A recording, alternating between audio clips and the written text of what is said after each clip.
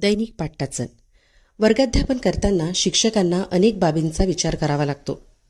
प्रत्येक विद्यार्थ्याची असलेली गरज, पूर्वज्ञान, उपलब्ध साधन सुविधा, आवश्यक असणारे सहशालेय उपक्रम, समाजाचा सक्रिय सहभाग या व इतर आनुषंगिक बाबींचा साकल्याने विचार आणि समन्वय करणे अपेक्षित आहे।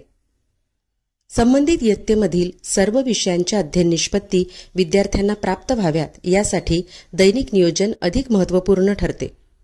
दैनिक नियोजनामध्ये तासिका व विषयनिहाय द्यावयाचे अध्ययन अनुभव व त्यातून साध्य होणाऱ्या अध्ययन निष्पत्ती, अध्ययन दर्शके, अध्ययन अध्यापन व मूल्यमापनासाठी वापरावयाचे साधनतंत्र व शैक्षणिक साहित्य यांचा उल्लेख असावा।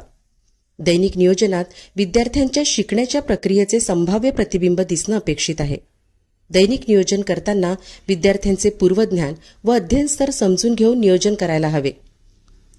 शिक्षकांना अपेक्षित असणाऱ्या पद्धतीचा उल्लेख जसं बहुवर्ग, गटपद्धती, वर्गनायक, प्रतिभासंपन्न विद्यार्थी व विशेष गरजा असणाऱ्या विद्यार्थ्यांसाठी स्वतंत्र योजना या बाबींचा थोडक्यात उल्लेख दैनिक नियोजनात असावा।